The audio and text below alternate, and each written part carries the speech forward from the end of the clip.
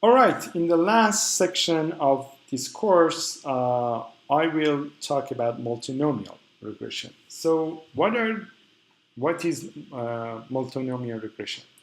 Basically, in many cases, we have multiple level of outcome. You remember in binomial, the response was binary, or just we had two stages of 0 and 1, false and true, or something like that. But sometimes the outcome is different. For example, the outcome is low, medium, high, for example.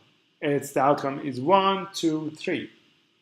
So when it comes to this case, the binary outcome doesn't work, then we need actually a new setup to find a model to explain different levels.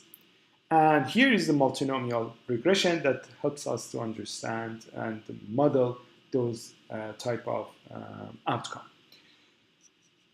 Basically, multinomial regression are a set of different logistic regression. So when we have k type of classes, we can run k minus 1 of logistic regression compared to one of the classes that we can assume as the base or pivot.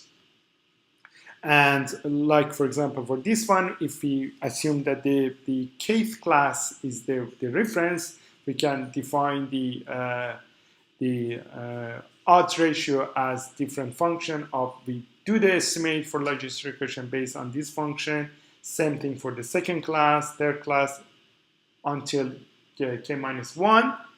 And because the sum of these probabilities should come to 1, we can define this actually function that we call it softmax or normalized exponential function. And how we can run this model. First, I explain how you can run easily in R these type of models, and also I will show you that these are exactly similar when we run several type of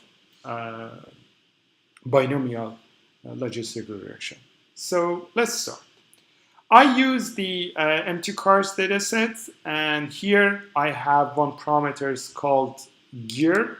I have number of gears 3, 4, 5, and if you look at our data frame here, see that I have mile per gallon. It actually looks like a continuous variable.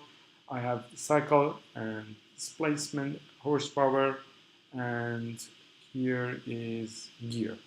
So 4, 3, 4, 4, 3, 5.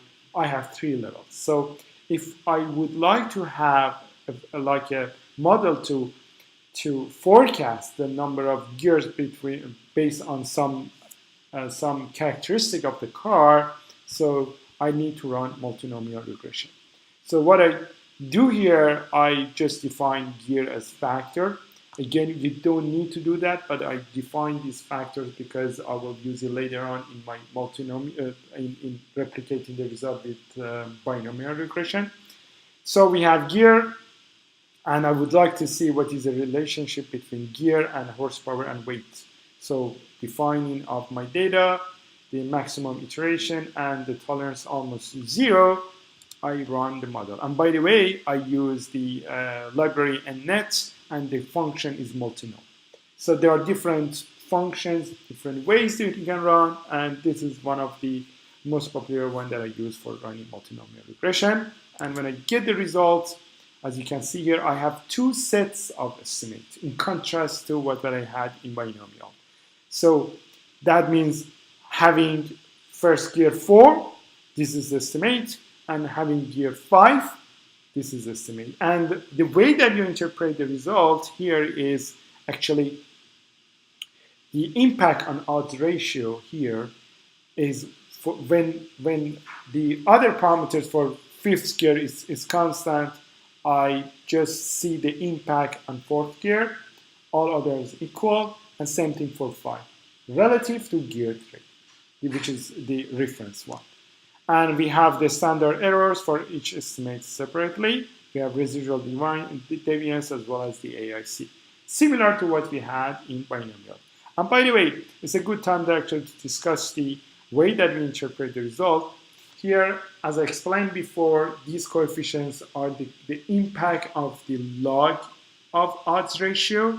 And if you want to define the impact of, like, for example, one increase in this unit, that means you need to make the exponential of these coefficients and then increase it by 1 unit, and then that's the impact on your odds ratio. It doesn't mean that it has a direct impact on your probability, for example.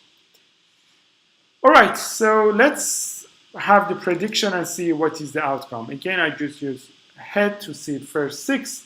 You see, for 3 types of regression, I have 3 separate estimates. So the probability of for this observation of being gear 3 is 28%, 69%, and almost 2%, or even less, almost 0%. So here we can see that based on the maximum probability, I can say that this type of car has 4 gears. And same, for example, here I have the probability of 98% for level 3, 1% 4, and almost 0 for 5. I can say that this type of car has actually 3 gears, for example. This is the way that we can actually get the estimate and interpret the results. So how we can generate same thing in binomial? First, let's define those levels for different type of dummies. So what I did here, I actually defined based on gear 3 sets of dummies. So if I run this model and with cbind, you need that. Cbind means actually adding these metrics as a extra columns to my dataset. C actually stands for column, and if you see the head of my dataset, you see that I have a new column of 1 and 0 here for gear 4 and 5, 1, 0. So the next step is just running different multinomial regression for each of those. For gear 3, I run the model. For gear 4, same thing. And gear 5.